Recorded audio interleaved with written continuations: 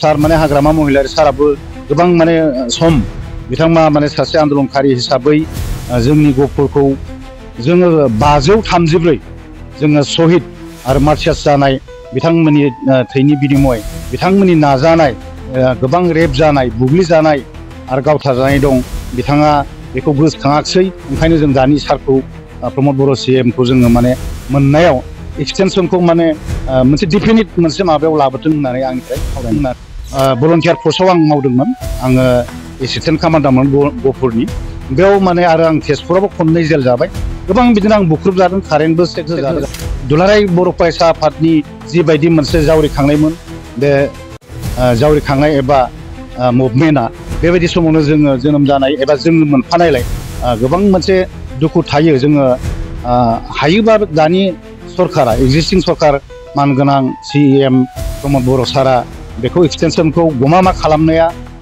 हाबफायोबाथ' मोजां आं बेखौ हास्थायो एक्सटेनसननि नर्म्सखौ जे माने बै बर' फरायसा आफाद एनडिएफबि इउबिपिअ जाय माने बिथांमोना बेयाव सुक्तियाव बिसोरो सागान होबाय बे सुक्तियाव नैबे एक्सटेनसननि माखासे डिमार्केसना इनक्रिमेन्ट जादों एबा एक्सटेनसन जादों बेयाव आंहा गोजोननाय दं प्रमद बर' सारा गावनो मोनसे भिजनारि लिडार हिसाबै बियो आबसुआवबो 10 बोसोर मावबोदों आरो बिनि सिगांबो बिथाङा प्राय माने अथ'प्रथ' मावखानाय आं मिथिगौ ओमफ्राय दा बियो सासे इउपिपिएलनि माने चिफ जानानै आरो प्रेसिडेन्ट जानानै बिथाङा जे माने जोंनि गफुरावबो हानि खामानिखौ जों लोगोसे बिटिआर एक्सटेनसननि खामानिखौ मावदों बेयाव जोबोद गोजोननाय बिथांखौ होनांगोन जिहेतु नोंथाङा सासे बर' हारिनि जि बावसोमनाय आन्दोलनफोराव बावसोमबोनाय सासे नोंथाङाबो सासे दावहारु हिसाबै गहपुर हालामनिनो नोंथाङा थागिबि हिसाबै गहपुरनि जिखिनि जारिमिन बेखौ नोंथांनिफ्राय आङो सुंद'यै मिथिनो लुबैदों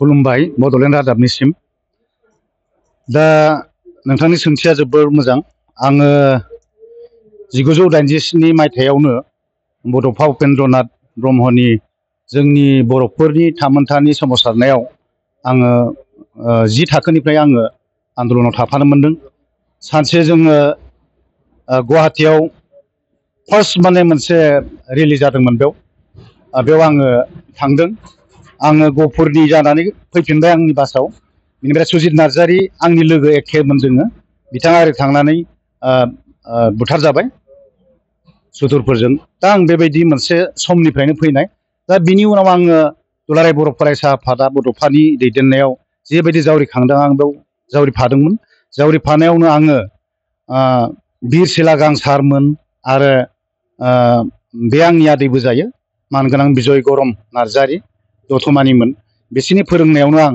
तरुन गाद्दा सारमोन जालिराम सारमोन गोबां आंखौ फोरोंनाय सोमब्ला जोहोलाव सोमब्ला सारमोन आंखौ फोरोंदोंमोन आरो आं बिसोरनि सिङावनो गोबां हारिनि खामानि मावबोदोंमोन थिग बिदिनो बे समावनो आङो इटानगराव सारमोनखौ दोलांनाय समाव हमजादोंमोन इटानगराव खननै जेल जाबाय आङो आरो भलन्टियार पस्टआव आं मावदोंमोन आङो एसिस्टेन्ट कामान्डारमोन गहपुरनि बेयाव माने आरो आं तेजपुरावबो खननै जेल जाबाय गोबां बिदिनो आं बुख्रुबजादों कारेन्टबो चेक होजादों दा आं बेबायदि भुक्तभुगि आङो हास्थायो दा जोंनि गहपुरनि मोनसे जारिमिना दुलाराय बर' फरायसा आफादनि जिबायदि मोनसे जावरिखांनायमोन बे जावरिखांनाय एबा मुभमेन्टआ बेबायदि समावनो जोङो जोनोम जानाय एबा जोङो मोनफानायलाय गोबां मोनसे दुखु थायो जोङो हायोबा दानि सरकारा एक्जिस्टिं सरकार मानगोनां सीएम प्रमद बर' सारा बेखौ एक्सटेनसनखौ गमामा खालामनाया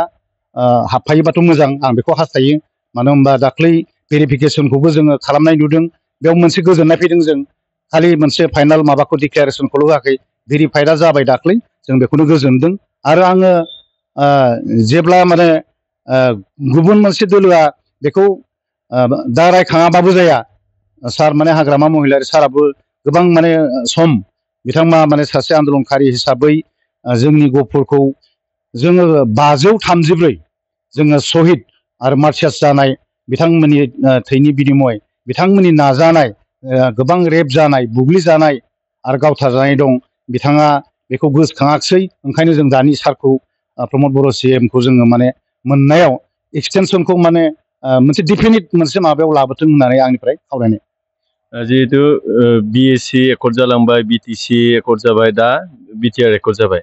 बे बिटिसि समाव जोंनिनो बर'निनो मैखोम दैदेनगिरि हाग्रामा महिलारि बिथाङा चिफ जाबोदोंमोन 17 बोसोर।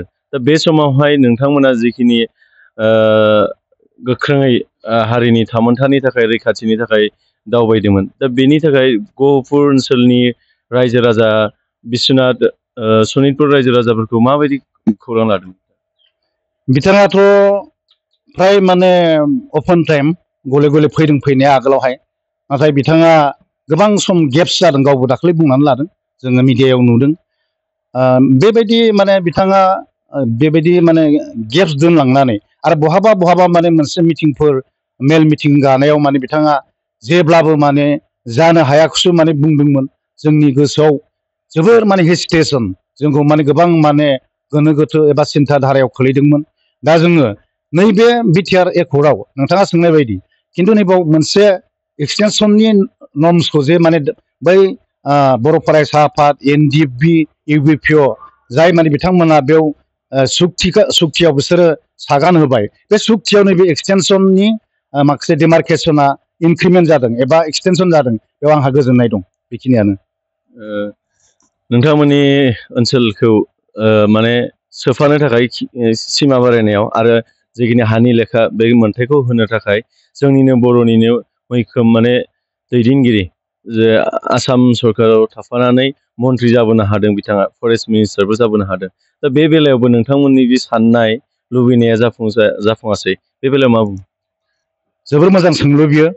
मानो होनब्ला मानगोनां फरेस्ट मिनिस्ट्रि बे समाव आसामनि आब' प्रमिला रानी ब्रह्मआ बे समाव बियो बोसोरबा फरेस्ट मिनिस्टार जानानैबो माखासे हानि खामानिखौथ' फरेस्ट मिनिस्टारा जोबोर माने रेभिनिउ लाइननि एबा हानि मोनसे डकुमेन्टेसन माबाखौ खालामनो हानाय बेबस्था थायो, नाथाय बिथाङा गोसोखौनो खाङाखिसै बे समाव आरो मावनो हायाखिसै। दा आबां जाबां खालामनानैनो बिनि समा बारलांबाय। माने दुखुजों जोङो बै समाव माने बिथांखौ माने दुखुजों थाबाय आरो जों फरेस्ट मिनिस्टार जानानै बिथाङा मावैखौ। बेखिनियानो। बे समाव बिटिआर सरकारा 5 बोसोर आबुं जायैनि सिगाङावनो नोंथांमोननि ओनसोलनि जे हानि मोनथाय बेखौ गोबांथार हायाखैब्लाबो एसेब्लाबो खालामनानै होबाय। हानि जि लेखा राननाय, बे बेलायाव मा बुङो? बे बेलायाव जोबोर गोजोनथाव। मानो होनबा प्रमद बर' सारा गावनो मोनसे भिजनारि लिडार हिसाबै बियो आबसुआवबो 10 बोसोर मावबोदों आरो बिनि सिगांबो बिथाङा फ्राय माने अथ'प्रथ मावखानाय आं मिथिगौ। ओमफ्राय दा बियो सासे इउपिपिएलनि माने चिफ जानानै आरो प्रेसिडेन्ट जानानै बिथाङा जे माने जोंनि गहपुरावबो हानि खामानिखौ जों लोगोसे बिटिआर एक्सटेनसननि खामानिखौ मावदों, बेयाव जोबोर गोजोननाय बिथांखौ होनांगोन। आं ओंखायनो रायजोफोरखौ खावलायो, सनितपुर आरो बिश्वनाथ लोगोसे गहपुरसिमनि रायजोफ्रा बिथांनि गभर्नमेन्टखौनो बिथांखौ देरहाहोनांगौ। देरहाहोनानै आरो माखासे थाबावनाय एक्सटेनसननि खोथा दंबावखायो, भेरिफाइड जाबाय होननानै मिथिखायो बयबो। दा बेखौ माने खालामनाया एकदम बानसनीय जानांगौ होननानै आं साननानै लायो।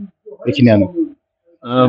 प्रमद बर' बिथां, दा आथिखालनि सिएम प्रमद बर' बिथांनि दा आथिखालनि मावनायनि सोमोन्दै एसे सुंद'यै माबाफोर मिथिगौ?